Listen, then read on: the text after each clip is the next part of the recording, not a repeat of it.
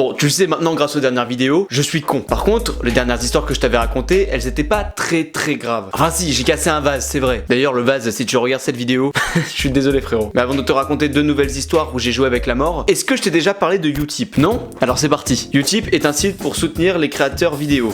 Ça tombe bien parce que j'en suis un. Si tu kiffes ce que je fais, tu peux grâce à ce site soit me faire un don avec ton propre argent, mais ne t'inquiète pas, j'ai une meilleure solution. Si tu veux me soutenir autrement, tu peux regarder gratuitement des pubs qui me font générer de l'argent. Cela te coûte 1 minute, tu ne payes absolument rien et tu ne perds pas ton temps à faire des TikTok. Pour chaque pub que tu regardes, tu me fais gagner 5 points qui correspondent à une somme d'argent énorme, à savoir 1 centime. Alors en effet, ça peut sembler peu, mais imaginons que chacun d'entre vous regardiez 5 vidéos, ou plutôt 5 pubs. Ces 5 vidéos correspondent donc à 5 centimes. Nous sommes environ 1300 sur cette chaîne YouTube, c'est-à-dire que si chacun d'entre vous faites la démarche, vous pourrez me générer 65 euros. Est-ce que vous vous rendez compte tout ce qu'on peut faire avec 65 euros? Moi je pourrais investir dans mes vidéos, on pourrait acheter aussi 65 baguettes de pain, une dizaine de kebabs XL supplément cheddar. Bref, on peut faire plein de choses avec 65 euros. Bon, je me doute bien que tout le monde ne le fera pas, mais ceux qui le feront, eh bien je vous embrasse, merci beaucoup. Le lien du Utip est dans la description. Bref, j'arrête ma pub, on passe au sujet de la vidéo. Ces fois où j'ai failli mourir. Et je vais vous raconter 2 anecdotes aujourd'hui. Ah oui, on se réserve. Ah, aujourd'hui c'est tranquille. Première histoire. Hey, walk it like I talk it, walk it. Walk it like I talk it, walk it. Ça se passe dans ma maison à Clarensac. Vous la connaissez bien maintenant, c'est celle où oui, je courais tout nu autour de mon jardin, voilà, vous la connaissez bien. Bref, une belle journée d'été qui se profile sur le village. La piscine vient d'être débâchée, prêt à être utilisée et à se baigner dedans. J'ai 2 ans et demi à l'époque et tu le sais, je suis un gamin hyper actif. Vraiment, je suis un gros malade. Ma mère bronze tranquillement sur son transat pendant que je m'amuse à faire le funambule autour de la piscine. Vous la voyez la couille arriver ou pas là? Vous savez que ça va mal finir. Et donc là, ma mère décide de quitter son transat pour aller dans la cuisine. Je sais pas, peut-être pour aller chercher du lait, de l'eau, une bière,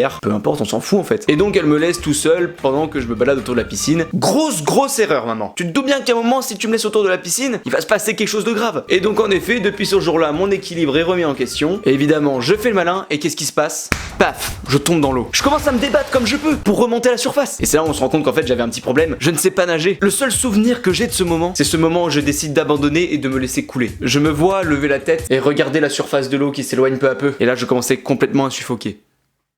Ma mère qui revient de la cuisine, elle percute pas immédiatement que j'ai disparu. Mais par acquis de conscience, elle décide tout de même de se pencher devant la piscine. Et c'est là où elle me voit au fond de l'eau. Bon, tu te doutes bien qu'elle a pas hésité une seule seconde. Elle plonge et me récupère, me sort de l'eau et me sèche. Et moi, tranquillement, je semblais le gamin le plus heureux du monde. Apparemment, mais j'étais, vraiment, chill. Genre le gamin, il vient d'être sauvé de la noyade, il a failli crever. Il est là, il se balade, tout va bien, tranquille. Par contre, ça a dû tout de même convaincre mes parents de m'inscrire tout de suite à un cours pour apprendre à nager, ce qui est assez logique. Et on part tout de suite pour la deuxième histoire, on perd pas de temps. Hey, walk it like I talk it, walk it. Walk it like I talk it, walk it. Cette fois-ci, j'ai 12 ans et je suis en 5ème. Bref, j'ai fait un stage en 5ème qui était en Ardèche, qui était essentiellement organisé par mon collège. Et donc le week-end super sympa, on fait du canoë, de la spéléo, de la course d'orientation. La semaine parfaite avec des potes et des profs, un super ambiance. Et donc il y avait une activité par jour. Et l'un des jours, je me souviens plus lequel, c'était journée randonnée. Alors c'était une randonnée sur un canyon, je saurais pas vous retrouver le nom, mais c'était un peu les canyons ambiance États-Unis. Bon, bien sûr à échelle française, c'est-à-dire un truc beaucoup plus petit. Mais voilà, tout de même, c'était